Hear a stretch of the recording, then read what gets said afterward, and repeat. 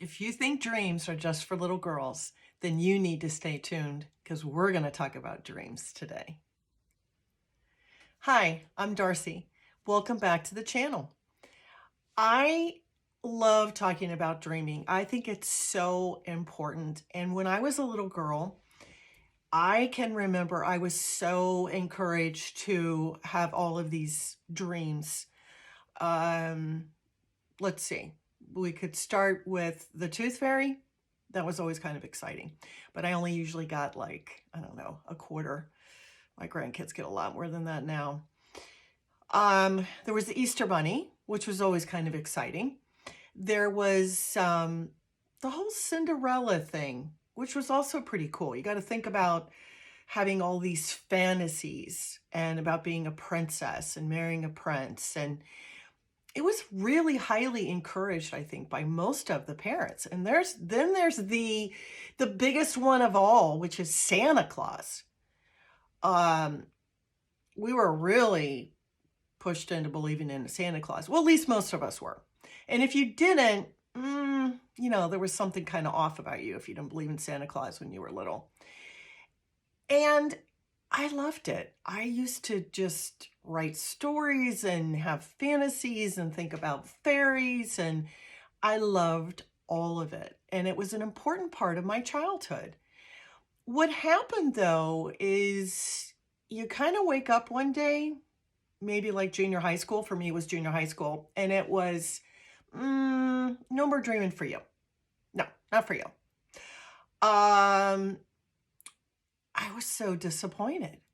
What was once such a big part of my childhood was just kind of like, you really don't need to do that anymore. It's really not important. We're looking at get a job, Tastee Freez on the weekends, wear a little uniform. Come on, time to grow up. Grow up. No more dreaming.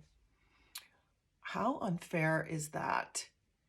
So when I was raising my kids, I really tried to still encourage them to think of possibilities, think of ways to do things, really enjoy what was going on in their life. Okay, funny story. Actually, when my kids were 18, I told them that I wanted them to jump out of a perfectly good plane. I did. And the reason I did it is because I wanted them to push themselves a little bit. I wanted them to know there are so many cool things out there that they can do. And it's not like they didn't want to go. They did. But it was so eye-opening for all of them. And then the really funny thing is when I turned 50, my kids actually took me skydiving. And so I got to jump out of a perfectly good plane. It is really, really cool. If you haven't done it, you might want to put that on your bucket list. Okay, so we're not talking about that. We're talking about dreams. And here's the thing. I never stopped dreaming. I really didn't. I listened to my parents, of course, and, towed the line, but I always had my dreams. They were always there. And we can't control what we dream at night. I'm not even going to go there. That's like some crazy stuff, right? But we can control what we dream about during the day, what our daydreams are. Dreams are images, ideas, visions, sensations that are so important for us to have. And I think even more now, it's probably even more important now. I spent most of my life having 6 children, taking care of everybody else, doing everything for everybody else. And I love it now that I can sit and think and daydream, if you will, but I can sit and really think about what I want for me and what's important to me. And I love that right now. And I want to really encourage you to do it too. It can really help you prioritize some of the things that may be important in your life. It can really help you think about what kinds of things you really enjoy doing when you were little. Did you enjoy working with your hands? It's always good to sort of think about these things as we're moving forward and we want to make changes in our life and we want to do some, fun, exciting things that are going to be a good fit for us. right? Some of those are things that we actually did when we were kids, when we were dreaming. So I want to do this exercise with you, and it's super fun. And you will need a piece of paper and a pen.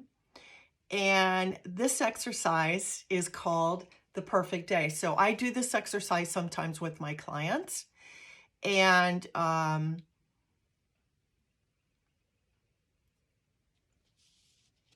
really focusing on what you want can be very, very freeing, because also it can show you what you don't want. So when you start thinking about the perfect day and you're in your current job and you hate it, then hey, guess what?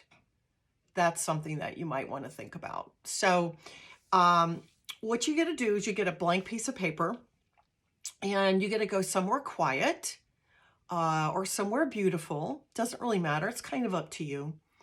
And if you really want to open up your heart, you can put your hands over your heart, because your heart is total energy. It's nothing but energy. So you can put your hands over your heart if you want. You can listen to your intuition.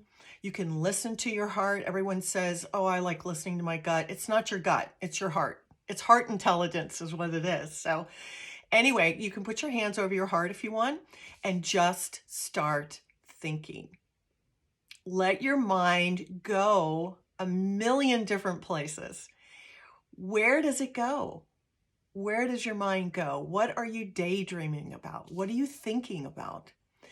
And then you might want to think about what a perfect day is for you. Are there people in it? Are there not people in it? Are you drinking? Are you eating? What's the weather like? What are the emotions like? What kind of emotions are you having on your perfect day?